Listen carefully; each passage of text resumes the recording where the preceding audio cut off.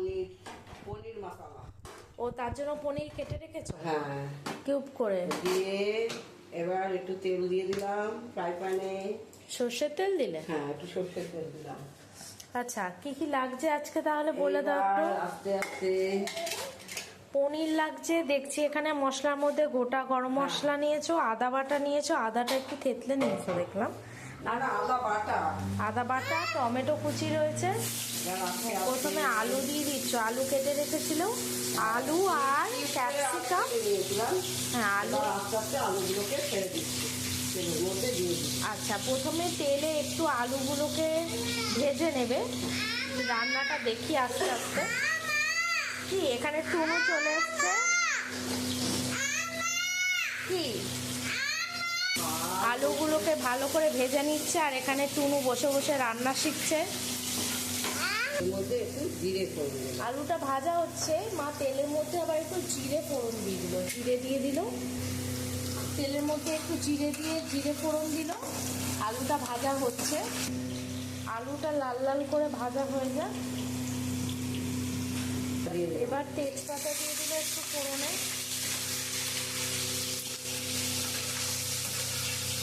এবার আস্তে আস্তে পনিরগুলো এবার পনিরগুলো ভেজে নিচ্ছে। সামান্য নেড়ে চেড়ে নিচ্ছে, নাহলে পনিরগুলো শক্ত হয়ে যাবে।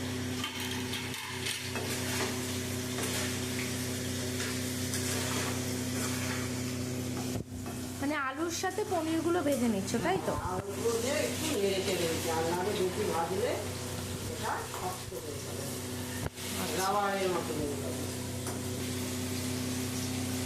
এবার একটু এলাচ দিয়ে দিলাম,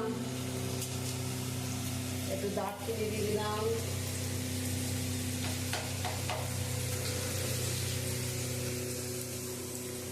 আচ্ছা, এই পনিরের আইটেমটার নাম কি? পনির মশলা। চটজলদি পনির মশলা। হ্যাঁ, এটাও তোমার কুইক রেসিপিগুলোর মধ্যে একটা, তাই তো? হ্যাঁ। আচ্ছা, এবারে একটু আদা বাটা দিয়ে আদা বাটা দিয়ে তেলের মধ্যে দিয়ে দিচ্ছ। একটু আদা বাটা দিয়ে দিলাম। এই আদাটাকে ভেজে নিচ্ছ যাতে আদার গন্ধটা না থাকে, না। তাই তো? একটু আদাটাকে ভেজে নিলাম। আচ্ছা আচ্ছা, আদাটাকে একটু ভেজে নিলে আদার গন্ধটা চলে যাবে।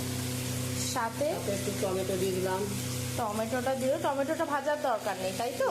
আচ্ছা আচ্ছা এবার একটু ক্যাপসিকাম দিয়ে দেবো। আচ্ছা, টমেটোর সাথেই ক্যাপসিকামটাও দিয়ে দেবো। ক্যাপসিকামও অত ভাজার দরকার না। না, আচ্ছা,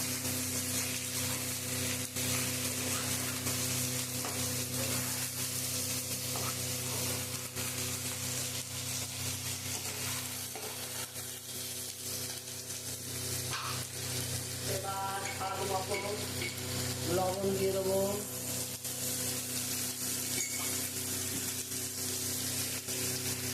গুঁড়ো দেবো। এটা হচ্ছে পনির মশলা। পনির মশলা। এবার একটু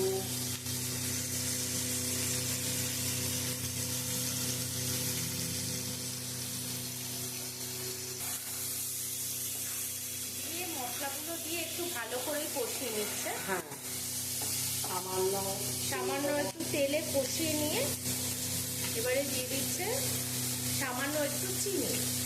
চিনি। যে যেরকম মিষ্টি খেতে পছন্দ করো সে সেরকম আমরা স্বাদ একটু মতো মিষ্টি দেবে। খেতে ভালোই লাগে। আচ্ছা,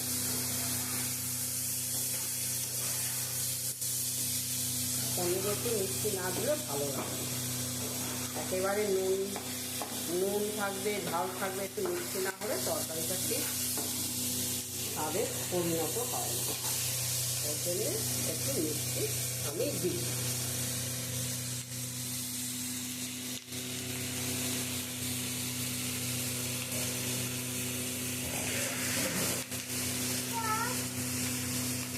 এবার একটু কাঁচা লঙ্কাও দিয়ে দিলাম। আচ্ছা, দুটো কাঁচা লঙ্কা চিড়ে দিয়ে দিল।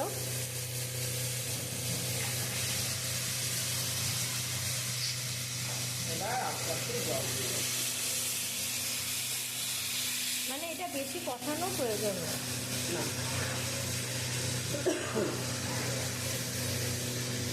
আলুটা চন্দ্রমুখী আলু দিতে হবে, যাতে তাড়াতাড়ি সেদ্ধ হয়ে যায়।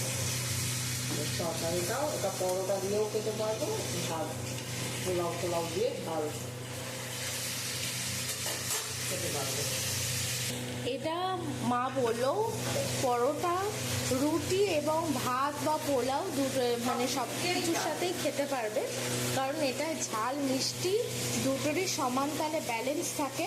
আর এই পদটি খুব খেতে ভালো লাগে, পোলাওয়ের সাথেও যাবে, আবার রুটি পরোটার সাথেও খাওয়া গেলে খুবই ভালো লাগে খেতে। আমরা আজকে স্পেশালি রুটি খাবো, আর বাবার জন্য স্পেশালি পরোটা করবে, তাই তো মা? বাবা পরোটা খাবে, বাবা তো রুটি খেতে পারে না। আচ্ছা, বাবা পরোটা খাবে, আমরা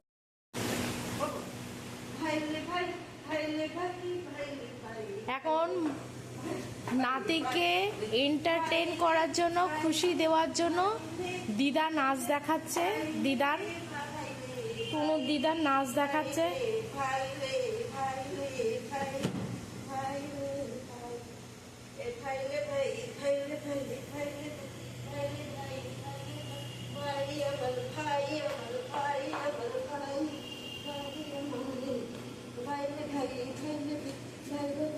দিদা আর নাতির নাচ দেখে নাও।